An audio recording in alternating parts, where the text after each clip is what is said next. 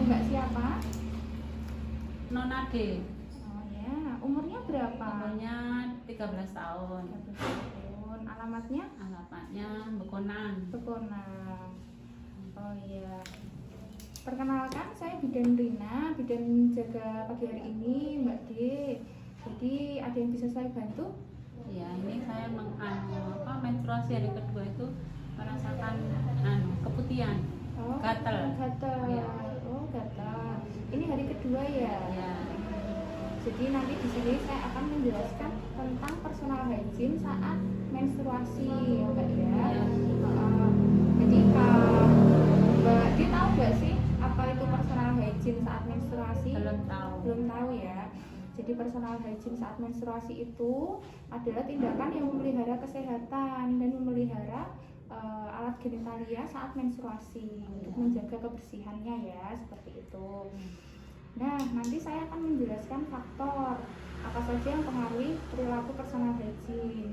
Kemudian indikator apa saja dalam personal hygiene, tindakan yang dilakukan seperti itu. Kemudian apa saja yang dampak yang akan timbul jika tidak dilakukan personal hygiene dengan baik seperti itu. Nah, yang pertama saya akan menjelaskan dulu tentang faktor-faktor apa yang mempengaruhi perilaku personal hygiene saat menstruasi ya Mbak ya. Yang pertama itu ada citra tubuh atau penampilan. Nah, penampilan umum itu biasanya menggambarkan pentingnya hygiene pada orang tersebut. Yang kedua itu ada praktik sosial. Ini biasanya pada anak-anak yang selalu dimanja, yang biasanya itu dalam kebersihan diri itu kurang seperti itu. Jadi mereka mau nggak mau nanti harus merubah pola dia, sehingga mau nggak mau dia akan membersihkan melakukan kebersihan diri secara mandiri seperti itu. Yang ketiga ada tingkat ekonomi. Ini berpengaruh juga karena memerlukan alat dan bahan juga untuk menyediakannya, seperti nanti kita akan membutuhkan sabun, pasta gigi, sikat gigi seperti itu untuk personal hygiene kita. Kemudian yang keempat adalah pengetahuan terkait menstruasi, di mana pengetahuan yang baik itu akan mempengaruhi perilaku kesehatan yang baik pula, dan ketidaktahuan itu akan menimbulkan penyakit pada organ reproduksi seperti itu. Kemudian yang kelima adalah budaya. Nah, budaya itu juga mempengaruhi orang dengan perawatan perawatan diri yang berbeda. Kemudian ada kebiasaan seseorang. Biasanya setiap orang itu punya kebiasaan mandi di waktu dan jam yang berbeda-beda seperti itu. Terus selanjutnya ada kondisi fisik. Nah, pada keadaan sakit itu tentunya kemampuan untuk merawat diri itu akan berkurang dan perlu bantuan orang lain untuk melakukannya seperti itu ya. Nah, selanjutnya saya akan menjelaskan tentang indikator apa aja sih di personal hygiene itu ya Mbak ya. Jadi yang pertama itu ada perawatan kulit wajah. Biasanya itu area wajah itu kan paling sensitif ya, kita sebagai perempuan, sebagai wanita. Jadi nanti pada saat menstruasi itu kerja kelenjar sebasius itu akan meningkat, sehingga produksi keringat juga akan meningkat. Yang kedua ada kebersihan rambut. Jadi saat ini menstruasi, kulit kepala juga akan lebih berminyak dan berkeringat, sehingga mudah timbul ketombe. Terus kemudian kebersihan rambut genitalia juga harus diperhatikan. Nanti hindari untuk mencabut bulu di kemaluan, karena nanti bisa menimbulkan lubang pada bekas cabutannya, sehingga nanti bisa jalan masuk bakteri atau kuman seperti itu.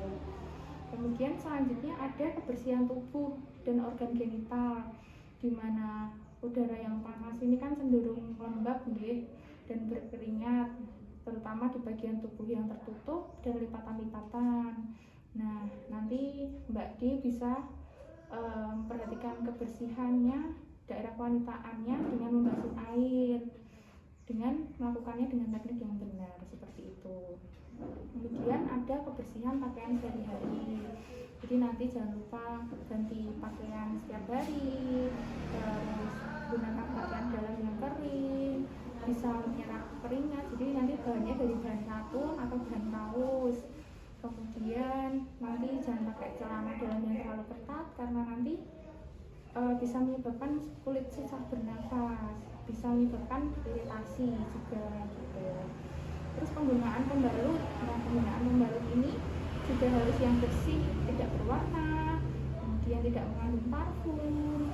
Terus nanti kalau misal dengan ada gumpalan darah di pembalutnya, nanti segera diganti karena nanti di situ itu tempat yang sangat baik untuk pertumbuhan jamur seperti itu. Kemudian selanjutnya saya akan menjelaskan tentang tindakan yang dilakukan saat personal hygiene ya. Jadi nanti ada mencuci muka 2 kali sehari, 2 atau 3 kali sehari untuk mencegah timbulnya jerawat. Kemudian mencuci rambut atau keramas minimal 2 hari sekali. Kemudian mandi yang bersih 2 kali sehari, memotong dan membersihkan kuku. Kemudian mencuci tangan dengan sabun dan air mengalir sebelum dan sesudah memegang genitalia. Kemudian membersihkan genitalia dengan air bersih, tidak menggunakan cairan antiseptik saat membersihkan genitalia.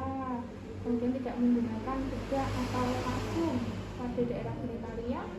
Terus membasuh genitalia itu dari arah depan ke belakang ya, jangan terbalik, jangan dari belakang ke depan karena itu salah gitu.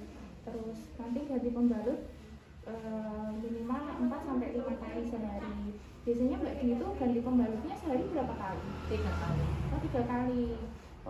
Biasa kalau ini lebih bagus lagi, teratur itu 4-5 kali, lebih dari itu boleh, malah bagus gitu ya. Harus aman, buang air besar, buang air kecil seperti itu.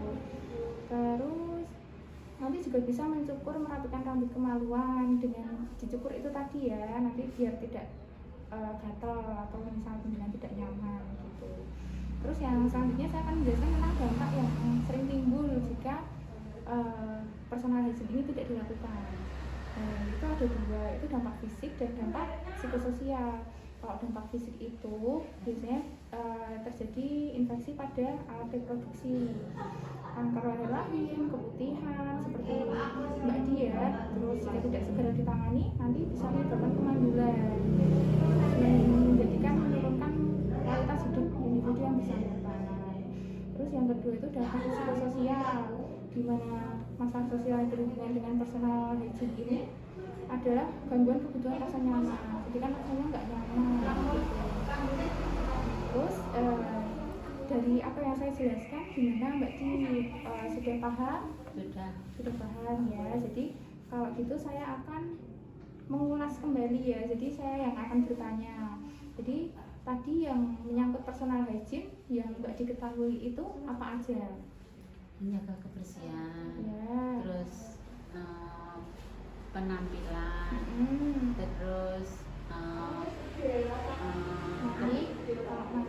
kalau mandi sehari 2 kali, mandi minim, jaga kuku, keramas, terus ganti pembalut, terus sebelum mau pegang genitalia kita harus cuci tangan tangan terlebih dulu dahulu ya. Baik, dengan sabun dan air mengalir. Ya. Sepertinya Mbak Di sudah paham ya dengan apa yang saya jelaskan. Jadi nanti Mbak Di rumah bisa mempraktikkan secara mandiri seperti itu. Baik, pertemuan kali ini saya akhiri. Nanti bisa kita lanjutkan jika nanti belum membaik atau butuh bantuan saya lagi seperti itu. Ya, terima kasih Mbak Di. Saya akan terima kasih ya Bu, ya, penjelasannya. sama-sama.